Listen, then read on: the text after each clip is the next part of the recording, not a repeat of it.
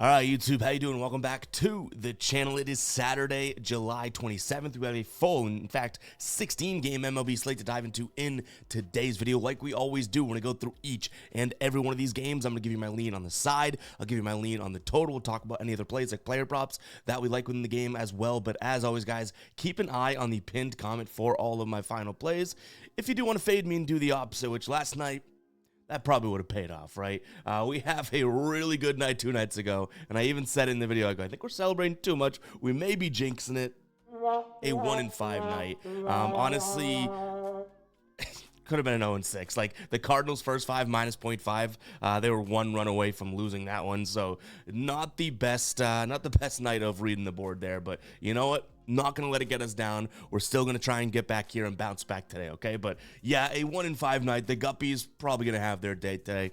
Gup away. It's a long game. It's a marathon, not a sprint. All that hoopla. You know what? We're going to bounce back today, all right? That's what I'm looking forward to. But yeah, a 1-5 night. Not all that great. But let's go ahead and dive into the ride of the day because unfortunately, this was a sweat as well. And I just dropped the womp womp, so we didn't have to drop the womp womp on big time picks here. But Texas Rangers money line, 4+ money does not come through either. They end up losing 6-5, which I believe Toronto scored late in the game too, right? Like the 7th inning and 9th inning to go, obviously tie the game, then go up by 1. So unfortunate loss here. I thought we were looking at a dub. Shout out to Big Time Picks for the attempt. If you guys don't know what the ride of the day is, it is simple. All you have to use is hashtag ride of the day in the comments. And then I jump on board with one person's pick, give you a shout out in the next video, win or loss. How we've been selecting the picks as of late is whichever comment gets the most likes down below. So make sure you guys are interacting and liking the comments and the ride of the days that you guys think have a chance to win, because we'll jump on board with what you guys deem the best one out there. So use that hashtag ride of the day. But all right, it is bounce back time. It's also time to hit that like button and hit that subscribe button as well. Let's jump into this Toronto-Texas game. We just talked about it with the ride of the day. Now we're in game 2 of this series here. And it should be an interesting pitching matchup. You have Kevin Gausman on the mound going up against Michael Lorenzen. Both these guys kind of, I wouldn't say in a similar boat right now, but very similar over their last 5 games. Actually, Lorenzen has a lower ERA over his last 5.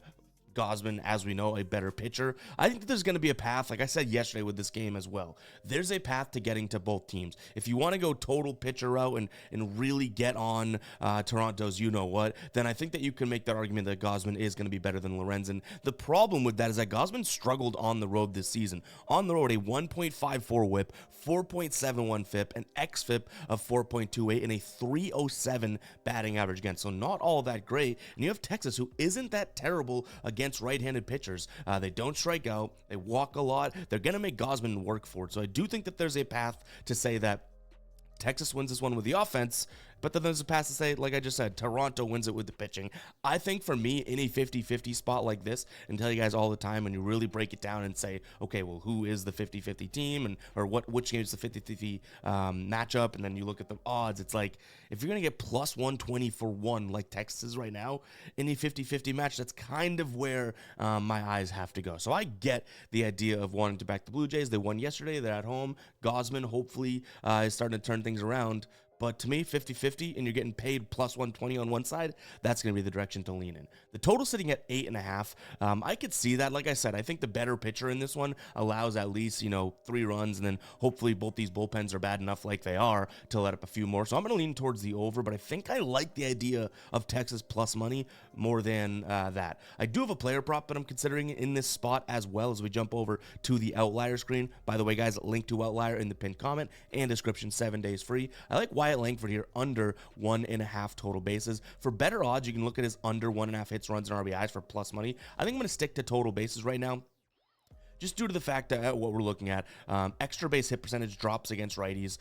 We have Gausman as a righty, right? His batting average drops 12 points against righties. His ISO drops into the 0.089. And then you have Gausman, who's good against right-handed batters, right? 249 batting average against righties. Slugging drops, as well as the extra base hit percentage. And that's huge when you're looking at total bases, right? The extra base hit percentage, because a lot of times we're looking for this guy to get like one hit and it's a single for the day and call it a day.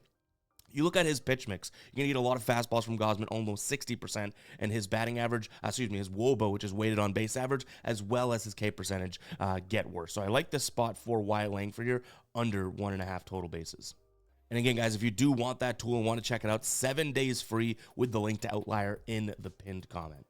All right, Baltimore taking on San Diego. The Padres winning yesterday 6-4. That means they've now won 7 of their last 10, and they've won 6 straight games. And they're winning games with authority, too. You know what I mean? Yesterday's game 6-4. Obviously, that looks pretty close, but Baltimore actually scores 2 runs late in the game. I guess so does the Padres to win the game. So I guess I can't make the argument that they were leading for most of the game because they weren't. Baltimore was up like, 2-0, and then they had a big inning. So scratch that. But what I will say is they're playing some good baseball. They're putting some big innings up, which it took 2 innings of scoring for them to score 6 runs yesterday. So they definitely are. Now you have Michael King on the mound, who in his last 4 starts has allowed 1 earned run in each of those. So he's looking really good, giving you kind of a minimum of 6 innings as well.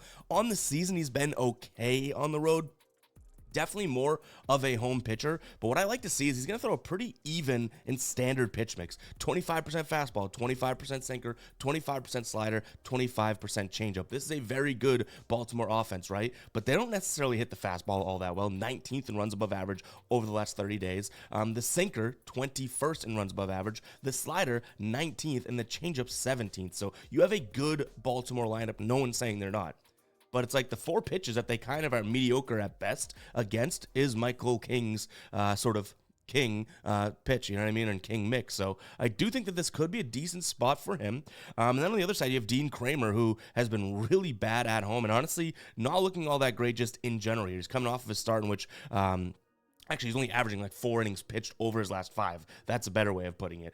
So he really hasn't looked all that tremendous. Last time he pitched against the San Diego team, he went 6 innings, 3 earned runs, 2 walks, 4 Ks, 5 hits. Not all that tremendous, right? I think Michael King's last time pitching against Baltimore was like way, way long ago, so don't need to look at that. But overall, I think for the price you're getting today of San Diego at minus 105, you pretty much have a pick 'em on your hands. I like the spot for them. I think they just score, probably 1 or 2 more runs than they would against any of these other pitchers on Baltimore. I'm kind of fading Dean Kramer and saying, hey, keep doing your thing, Padres. I'd like to take it from a Michael King perspective and say I think he's going to have a really, really good game. I don't necessarily see that. I think Baltimore's offense is starting to, get its feet back under themselves. They kind of stunk it up against Miami.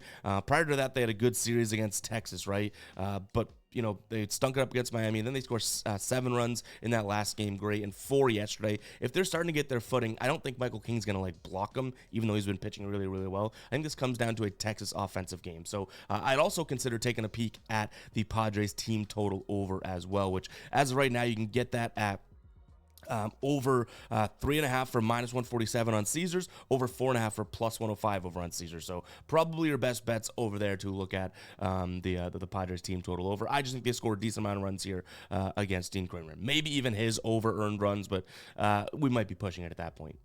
All right, Mets taking on the Braves here. Mets have won both games so far, different ways. You win 3-2 and then 8-4. This is a 4-game series, so we're not on the verge of a sweep just yet. I do think I end up leaning towards the Mets. My one concern is they have Tyler McGill on the mound, who I don't really trust him all that much, but he is decent at home. His numbers definitely get a little bit better, especially his batting average against at .216 when at home. So I like to see that. He's going up against Spencer Swellenbach, who is a good pitcher, and I'm not trying to take anything away from him. But what I would say is that this Braves offense just is not proving to be the Braves offense. Now, I know that they're crazily injured, and I get that, but overall, even yesterday, that Senga play where he's coming back from injury and all that, it's like, even that, he still went into the 6th inning, right? So this Braves offense isn't getting anyone off the mound, which would be my concern if they were good with McGill in this spot, but you know what? They haven't been doing it, and he's going to throw 57% fastball. Atlanta, 28th this season, last 30 days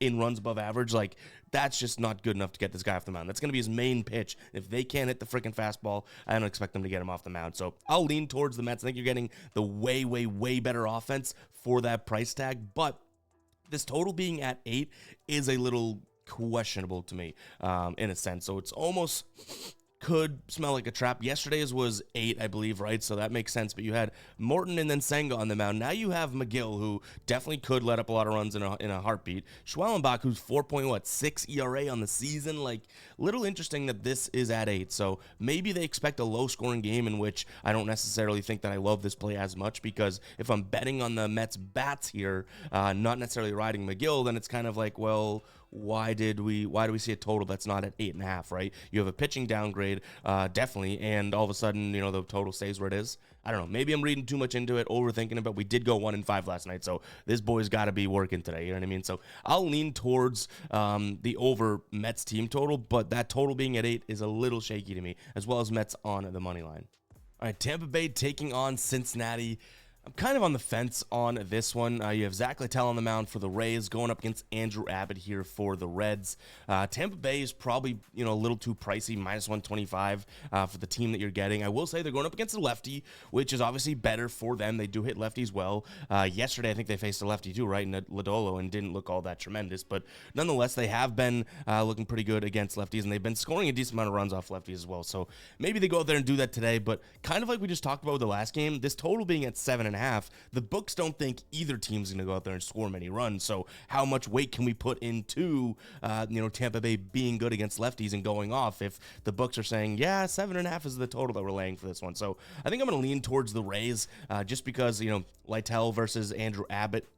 I think we have the better pitcher on the mound there. But like I've kind of been saying, and I almost called it last game, him against the Yankees, though. I was like, at some point, this dude's going to regress. He had that one bad start against Texas, and then he goes a couple good starts, you know what I mean, and just like he did before. So maybe he snaps back and pitches well, but what if we just saw, that game against the Yankees as sort of the start of regression for Littell? Hopefully that's not the case, whereas Andrew Abbott has 4 good starts in his last 5. The one bad one he has against Miami, and I think they still won the game, but it's kind of just like, all right, throw that one out there. Obviously not the best spot for him. So I do think you have a pitching advantage for Tampa Bay, but I could see an argument being made for, well, Andrew Abbott maybe has been more consistent over the last month or so, but to me, Littell's a better pitcher. Hopefully in this case, he keeps it going. That total sitting at 7.5 again worries me a little bit. I think that one of these offenses does not show up today. Hoping it's the Reds if we're on the Rays as a final play. We'll see. Keep an eye on the pinned comment, but I'm going to lean towards the under. I think this could be another game like yesterday, or which is 3-2, or like a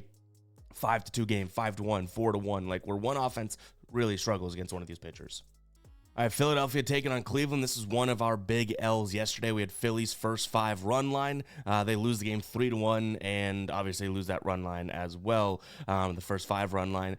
Now you have a pretty steep price. I will say it's moved from right around that -160 number to -145. So definitely some movement in this line. Tyler Phillips on the mound for Philadelphia. He's 2 starts into the season. He's looked okay overall. Definitely a better home, I would say, road starter. Actually, no, I guess you could make that argument, right? His first, let's see if I can pull up the stats. I'm just saying that off the top here. His road start, 6 innings pitched, no earned runs. His home start against Oakland, 6 innings pitched, 4 earned runs, 5 Ks, no walk. So he looked okay, even though the earned run, that's his season debut, you know what I mean, as a start. So I do think that you can cut him a little bit of slack here. The team's 2-0 when he pitches, though, so maybe that's awesome, for him, and maybe that's awesome for the Phillies, because I like them today because Carlos Carrasco, I think he's a fadeable guy. He has 1 or 2 good starts in his last 6 starts, and to me, this Philadelphia lineup, yes, they've been struggling. Yes, they've gone from one of the top lineups in the league to mediocre / a little bit below average in a lot of stats over the last 30 days. I still think that they should be the better lineup in this case. They scored 1 run yesterday. That was tough to see, but this is a team that should be a better offense than Cleveland, because Cleveland, as good of an offense as they were and still are, they've now moved into a bottom 5 offense over the last month or so. So there's 2 offenses here that obviously have the talent to be good, but I think that we're seeing regression from both, but the Phillies are just less regressed, if that makes sense. So I'm going to lean towards the Phillies, probably still first 5 run line here in this spot. If those odds stay right around, -140, I could see a -140 money line pull, but that just means that for that -0.5, we're probably going to get plus money. So that may be the move. Maybe we split a unit or split a half unit doing something like that, because again, I like the money line idea where, if you have the tie at the end of 5, you get your money back, which I always get that question, what's the difference between money line and run line in the first 5? The -0.5 means you have to be winning. You have to cover that number. Money line, if it's tied 3-3 after 5, then you get your money back because nobody won the first 5. So hopefully that helps clear things up. But give me the Phillies in some way, shape, or form. But I hope that we're not getting like knee deep into the Phillies right now and they're just going to keep losing us money, because yesterday was tough. Like for all intents and purposes, yesterday should have been a game in which they were able to win that one. Sanchez against Lively, same thing I just said. The Philly bats better, and they end up losing the game, but also losing the first 5. So we shall see. Keep an eye on the pinned comment to see what we roll with there. In terms of the total, I think 9's a little bit too high from the offenses that we've seen. Now, that gives me a little reassurance. And again, maybe today, because you're probably thinking, why do you keep doing this? I'm relating the totals into kind of the game script in my mind, and really obviously making that judge my or impact my judgment on the money line, because this total is at 9, right? We haven't seen a high scoring game out of these two so far. Yesterday's total was at 8. This one jumps to 9. It's like I think they expect a few more runs, so I'm gonna lean towards the Phillies team total over because I like them as well. I don't really trust the full game over though. Like if anything, I would say under, just due to the fact that both these offenses kind of stink. But if I like the Phillies today and I want them to get to Carrasco, it's kind of counterproductive, really not correlating if I lean towards the full game under. So that's what I would do, but I think Phillies money line is going to be the main play, which also makes me believe that the Phillies could score a couple runs here against Carrasco. Detroit taking on Minnesota. We have Tariq Skubal on the mound against Joe Ryan. So obviously a really good pitching matchup here. Definitely going to be one to, we should try and watch here. You have two guys that just green out when it comes to looking at their stats. And we talk about our model here, our dashboard. Both these pitchers looking absolutely phenomenal this season. I think Minnesota do have the better bats, but I would say, Tariq Skubal is a far better pitcher. And that's saying a lot to be far better than Joe Ryan, right? So for the price, minus 105, I don't think it's a Twins look today. I'm gonna have to take a peek at Skubal. Like you're rarely gonna get him at minus 105 odds. So that'd be the play for me. I don't know if I want to go to the bullpens with these two teams, so probably end up leaning towards maybe a first 5 money line or something like that. But one thing I'm looking at, and we got crushed in our Nerfy yesterday. We had the Mariners and the White Sox. They scored 8 runs in the first inning, so that was a tough one. In fact, it's worth another womp womp. But I like the Nerfy in this one a lot, just, again, due to the fact that you have two absolute studs in the mound. I don't care how good the offenses are. You have two really good pitchers here, and to get a Nerfy right now for minus 150 on DraftKings, like everywhere else, this looks like it's way, way, way priced out. So I want to be able to get this at minus 150. It's an EV player. ESPN's at minus 165. FanDuel's at minus 180 already. Caesar's minus 200. I have not seen MGMs yet, but if we can get this at minus 150, or maybe there's a boost out there to help your odds out, I think that could be a good move. Total 7 actually, does seem kind of low in a sense, because obviously you still have good offenses even with these pitchers out there, but not low enough for me to be like, oh, let's just race to the over, you know what I mean? So I'd probably end up leaning towards the under in the first 5. You can go under 4 for minus 165. Totally pricey, I get that, but under 3.5, like I don't want this to be like a 2-2 game where both pitchers pitched 5 innings so far, or 3-1, that type of thing, and we get screwed by 3.5. So if I were to play first 5, I'd probably end up eating the juice and doing under 4. But overall, I think the Nerfy, as well as Detroit in the money line, my main plays in this one. All right, doubleheader here. San Fran taking on Colorado. Game number 1 is going to be Blake Snell against Feltner. I guess I would lean towards San Francisco, but I don't really have much interest. 1, in this series, I said it yesterday, and 2, now it's a doubleheader, and that's already a situation in which I kind of lose interest in trying to bet it. So probably going to end up passing up on this game and not even really putting much time into it. I kind of want to say I suggest you do the same. Like, that's my biggest lean. I don't think this is the best matchup. The odds stink and they reek. And then you have a doubleheader of these two teams where San Francisco, in terms of being able to win this doubleheader, winning both games, like they should be able to, right? But Colorado's won 50% of their games. San Francisco has lost 6 of their last 10. Like, it doesn't necessarily scream like a spot in which should be a favorable spot for San Francisco, but they're absolutely juiced through the moon in terms of odds. So I'm probably going to stick away from this one. The total sitting at 7.5 in game number 1. I guess I'll lean towards the over, but again, I don't want you guys to take anything I'm saying about either one of these doubleheader games and act like it's gospel, All right, we got Kansas City taking on the Cubs here. This should be a good one. We have Shota Imanaga on the mound for the Cubs, going up against Seth Lugo for Kansas City. So like I said, should be a good one. I think where I come out on this is taking a peek at the Cubs, actually. For that price, I think that there could be some value. Right now, you can snag the Cubs at plus 110 over an MGM, plus 105, actually, anywhere else. So pretty much looking at a plus money across the board spot for the Cubs. The reason I like them, a couple things here. I think that they have arguably slightly better bullpen. That's probably, low on the totem pole as to why I like this spot. But, Shota Imanaga is a lefty, and Kansas City, very different team when it comes to batting against lefties and batting against righties. They actually are kind of like a bottom third team when you look at them facing off against lefties. So I like this spot. None of them have seen Imanaga before either. Like, it could be a good spot for him to kind of go out there and do what he did like early in the year as well. You know what I mean? So yeah, give me the Cubs in this spot. He's been pitching really well. Lugo also has been pitching well, but has a couple spot starts there, including that Boston one where he kind of just got shelled a little bit. Now, I don't think the Cubs against righties are what Boston is against righties, but overall, I just kind of think that Imanaga's in a better spot today. And then even offensively, there's an argument to be made that the Cubs against righties are better than Kansas City against lefties. So yeah, I'm looking at a plus money play on the Cubs here. In terms of the total, it's sitting at 8. I'd like to think that both these pitchers still do their job. So maybe like a 4-3 game maximum for this one. I'll lean towards the under. I'd also take a peek at potentially grabbing a first 5 under, because then you're backing both pitchers to some degree. And I think that that's also a way that you could say, if say you don't like betting the Cubs, you're not going to get plus money or anything like that. But if you want to pay minus 125 or under 4.5 in the first 5, it's a way that you can back Imanaga and then also say, okay, well, I don't really want to back their offense, right? Seth Lugo, still go do your thing, because obviously we're kind of betting on the Cubs because of Imanaga. So there's another way to kind of get to, backing him by taking the under first 5, which I like that as well. I could see myself splitting between Cubs first 5 money line or full game money line, as well as under 4.5 in the first 5. So keep an eye on the comment to see what we end up doing. I think that there could be some final plays in this one. All right, Milwaukee taking on the Marlins here. Freddie Peralta gets, I guess you could say, outpitched, right, to some degree by Trevor Rogers yesterday. Trevor Rogers, or Freddie Peralta, they get to pretty damn early, and Trevor Rogers pretty consistent throughout the entire, 6 innings or so that he pitched, so credit to him.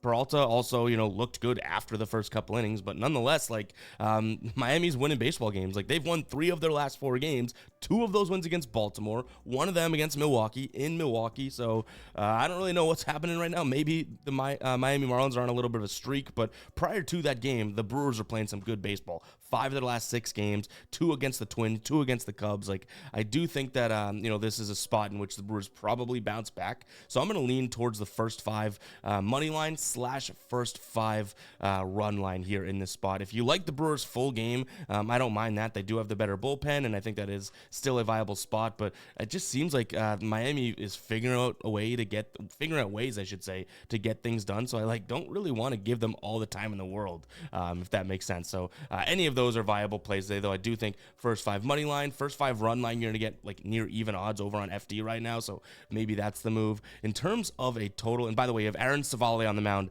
going up against Max Meyer. Max Meyer hasn't looked, terrible at all in relief starts this year, yet to make a debut start. I don't know if he's going to, if they plan on him pitching for a lot of the game, or if he's going to open, but he only has 3 outings, I believe, 3 or 4 outings. This is going to be a start. He just got back from I want to say AAA. I think they sent him down, right? So he has 3 starts this season, went down, is coming back up. Is that may be accurate? You could fact check me on that, but I believe that is the case. Obviously, we kind of tapered this one to a Milwaukee bounce back spot, not necessarily targeting him. But then you have Aaron Savale on the mound, who has his ups and downs for sure. I feel like I like him, but anytime we bet on him, he struggles. But, you have him at home. He should be a little bit more comfortable overall. So give me Milwaukee in the bounce back spot. Now that Max Meyer thing is going to drive me nuts.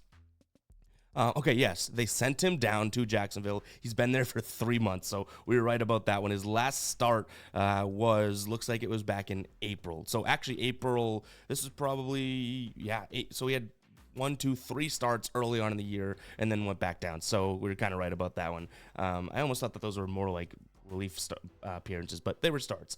So we were 70% right about that one. All right, let's go ahead and move on to the total of this game. Aaron Savale, Max Meyer, I do think that we could see some runs, whether it's Miami to continue to do their offensive success here, or the Brewers just get to Meyer. I like the over in this spot. In fact, if you think Milwaukee's going to bounce back, and like I said, kind of want to back their offense, even though their offense has been shaky lately, I do think that, an over probably correlates right to that.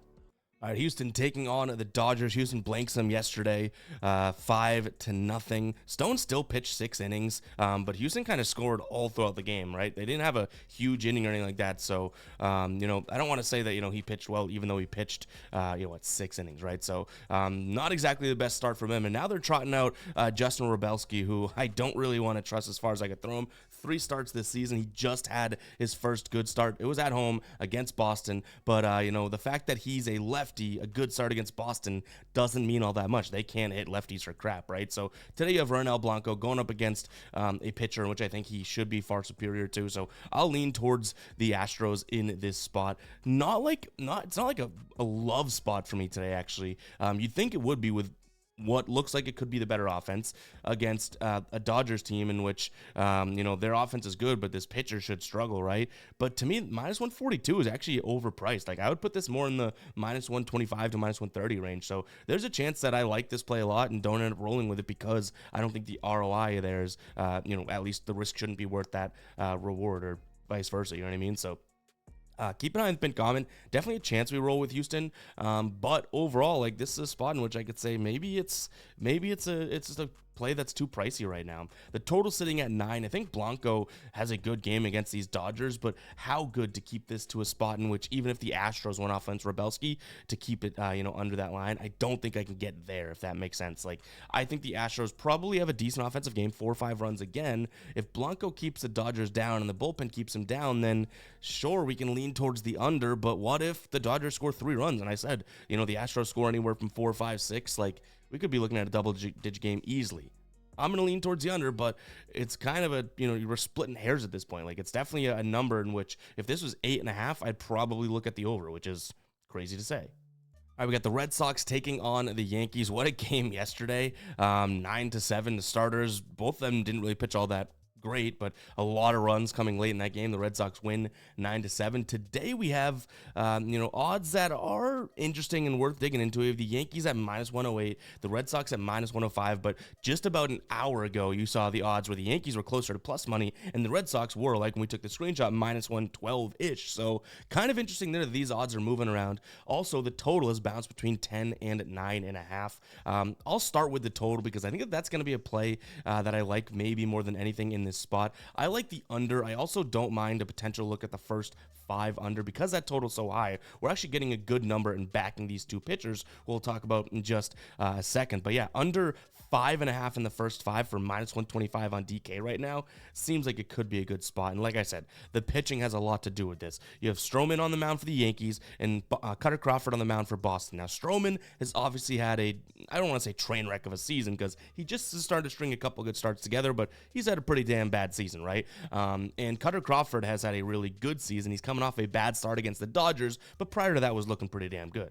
The thing that I like here is both of these guys have plenty of history against the current guys on the other roster. We'll start with Stroman, 67 plate appearances versus current Boston Red Sox right now on the roster, 172 average against, a WOBA of 209, an expected batting average still low at 230, expected slugging at 301, and an ex-WOBA at 277. So he should be able to pitch pretty well against this Red Sox team. They do hit righties well, and Stroman hasn't been all that great, but I'm still saying there's enough data here to make me say that I think that they could take it down a notch against him compared to other righties. Cutter Crawford now on the other side for the Yankees. They're also a very good team against righties, right?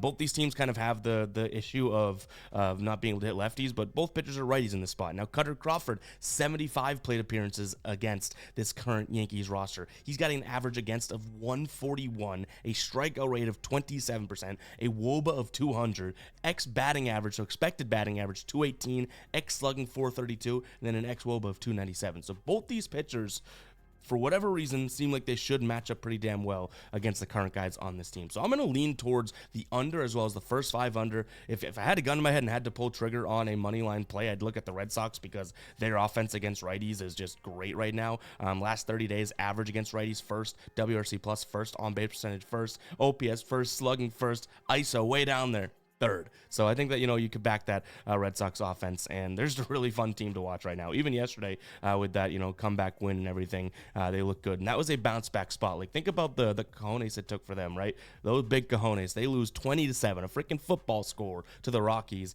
Then they go home and 2 days later beat their rival. Kind of takes some balls there. So I like the Red Sox as well as the under here, but first 5 under 5.5 may be my favorite spot here. And yes, I'm aware that could look very stupid after like 5 innings and it's 10-12. You know what I mean? I get it. I get that one. All right, we got the White Sox taking on the Mariners. We have been really hammering. I'm looking back at like my bet tracker and whatnot, hammering Seattle Nerfies, and we're only right around like 50% on them. We were really hot at first, but this is another Nerfie I like today, and obviously we like a couple, but you let me know in the comments, am I doing too much with the Seattle Nerfie? I like them. They have a really good starting rotation, so when they play a team like the White Sox and whatnot, I think that there's a good chance that we could pull trigger on the Nerfie, but let me know in the comments. Just say Seattle Nerfie if you think I'm doing it too much, because I looked back and we've either leaned or literally bet a Seattle Nerfie like 7 of the last 10 days. Not even kidding. It's kind of crazy. So little interesting there, and like I said, we were hot with them at first, but Seattle's been, because of the quantity, we've lost a bunch of them just because we've taken more of their Nerfies than any other team out there. But today, I still like it, and I haven't read the comments yet, so still leaning that way as of right now. You have Eric Fetty on the mound for the White Sox, who's pretty damn good at home, and then Brian Wu on the mound for Seattle, who struggles on the road a little bit, but still should be the better pitcher. He's going to throw a lot of fastballs. Chicago doesn't hit the fastball well, but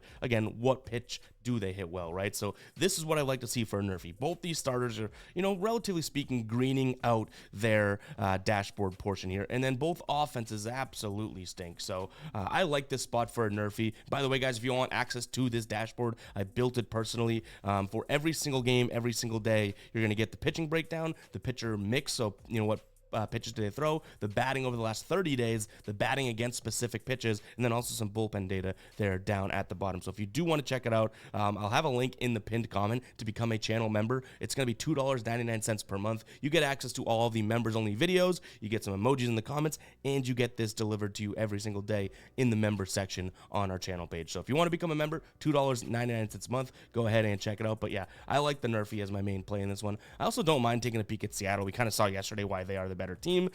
Does their offense keep it going? I'm not exactly sure, but minus 145 with Wu on the mound. And obviously, Fetty is a good pitcher. I'll give him that. But I do think that, both those pitchers kind of cancel out. So Seattle's bullpen is in form right now as well. Minus 145 doesn't sound all that crazy to me. Now, the total's at 7.5, and both these offenses surely stink, so I'd lean towards the under, but much like yesterday, which it would have lost anyways, I would also consider leaning towards the first 5 under as well. Now, you might be paying some serious juice, minus 150-ish for under 4.5, but I still think that could be a spot in which we consider, because, again, I think these pitchers should be, keyword should be better than the bats on either side, so I kind of like that spot. All right, we got St. Louis taking on the Nationals here. Kyle Gibson on the mound for the Cards. For the Nats, we have Jake Irvin. The money in this spot, in terms of the money, I mean the money line odds, it is kind of worth noting. You have the Nationals as huge underdogs, plus 130 on ESPN right now, and then St. Louis actually across the board in the mid minus 140s. I know the graphics is minus 135, but St. Louis heavy favorites in this one. So I think immediately I say, well, that just doesn't seem like it makes all that much sense anyways, right? You even saw Washington win the game yesterday 10-8, obviously a high scoring game, but yeah, I think I like the under, and the at least Seattle did cash the first 5 for us. That was the only win of the day, but I liked a lot of things in this game, and very few of them ended up hitting. But nonetheless, like, to me, I don't think that this is very fair odds. You have one of the better pitchers for the Nationals on the bump here, going up against, yes, I would say that St. Louis has a better lineup, but to me, they're not a very good fastball hitting team. Jake Irvin's going to throw nearly 60% fastballs. Give me Washington on the money line for those serious, some plus money value for sure. In terms of the total, it's sitting at 8.5. I almost just want to say, give me like Nationals or I would either play or split this one, right? Nationals team total over or Cardinals team total under, depending on what the better number and price you can get. In terms of a player prop, I like one here. Similar as to why we faded C.J. Abrams against Dylan Cease. You are getting, and I know I like the Nationals money line, so maybe it's bad to take one of their better bats and say, hey, he's going to stink today. But nonetheless, I think you're getting a good price. One, because of this, he's kind of gone off against Gibson last 8 plate appearances. He's done tremendous. I like his under 1.5 bases today solely because of this right here. 21%, nearly 22% slider. That's why we liked his under against Cease. Though it's not his number one pitch coming from Gibson, I do still think that this is a spot in which he could struggle. If he can turn to the slider, Gibson, right? Abrams shouldn't be able to really touch it. So I'm going to lean towards his under in total bases. But like I said, could be a little risky because one, Gibson's not Dylan Cease. Dylan Cease was also on that day. He threw a no-hitter. And Abrams has some good history against Gibson. So I understand if that's one where you kind of go, don't know about that one, Ev. But it is where I'm leaning in this spot. All right, real quick, before we get into the last 3 games of today's slate, I do want to shout out the merch we have, and we have a little discount for you today. You can use code 3. You type it out, right? If I could spell 3 just like that, all caps, lowercase, doesn't matter. You got to spell out 3 because we have 3 games left in the slate. You're going to get 15% off your order. No minimums, no maximums, anything like that. Go ahead and check it out. We just launched the Barium tee yesterday. This is for the Guppies. If we want to zoom in here, you can see some lightning in the background. It says Barium, Guppies 2024, the upside down Guppy. We just launched this one. A couple of you guys probably saw the video yesterday that we did as well. So if you guys do want to go support us and pick up some great merch at the same time for 15% off today, use that code 3. Again, you're going to use 3. It's going to typed out. It's not the number 3. I'll get sometimes like screenshots, people being like, the code's not working, and it's because you're writing 3. Type it out. THREE. I nailed that one. Spelling bee champ. Type out 3, 15% off anything in the store today. Go ahead and check it out. It helps support us as well. But let's dive into this last game, last 3 games here. Starting it off with Arizona taking on the Pirates. Pirates were our big swing for the fences yesterday, plus 158 play. They lose by 1 run. That was tough to see. Today you have Brandon Pfaadt on the mound going up against Marco Gonzalez.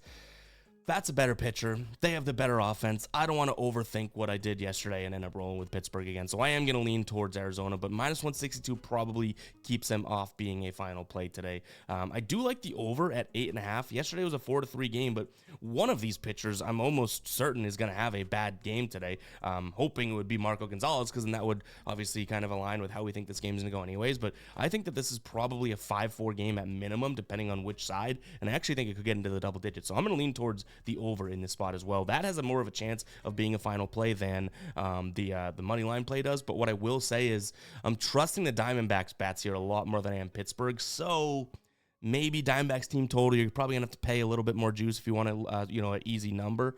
But you don't necessarily want to take a total and be big on it when one of the offenses could go out there and lay an egg like Pittsburgh easily can. All right, Angels taking on the A's. You have Ty Anderson on the mound going against Mitch Spence. I think it's just a continuation of what I've been leaning now. I don't have the balls to pull trigger on this one, but Oakland for plus money today. They have Mitch Spence, who I would say is the better pitcher. They definitely have the better offense. So, yeah, give me Oakland in this spot. They also have the better bullpen. So the fact they're getting plus money, I don't know if I'm going to pull the trigger, but I almost want to at this point. But we probably waited too long, right?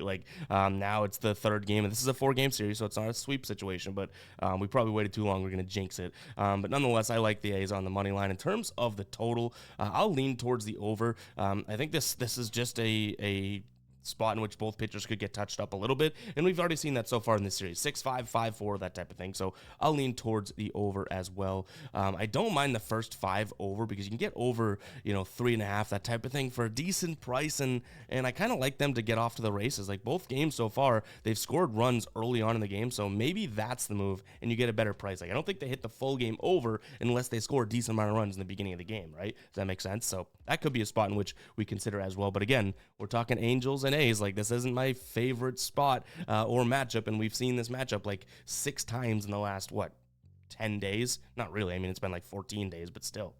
And I hate to do it, but we are closing it out with a game, just like I said with the first one. Really not going to spend too much time on this one today. Today, for this one, you have Tanner Gordon on the mound for Colorado with Hayden Birdsong going. I think I would just lean towards the over. That would be the only spot that I consider. The graphic's wrong. It's actually a total of 8 and 8.5 right now, but that's pulling because our import gets kind of messed up with doubleheaders. But I'd lean towards the over, and maybe Giants again if we could put this in a vacuum, but no way am I in a parlay Giants and Giants or anything like that with these doubleheaders. Probably not touching them with a 10-foot pole today, unless we want to consider an over, but I don't even know if we do. But guys, that is going to wrap it up for today's show. Hope you guys did enjoy. Hit that like button if you did enjoy it. Hit that subscribe button as well. Bad night last night. Let's try and bounce back today. I'm not going to act like we have to dig out of a hole because we've been crushing it in July. Shout out to Groomsy in the Discord calling me the King of July. Kind of like that sound. We have a lot of King nicknames going around, but you know what? hey, we're just an average sports bettor trying to make some good picks here. If you put king before anything, I'll accept it. But I'll catch you guys in the next one, all right? Peace out.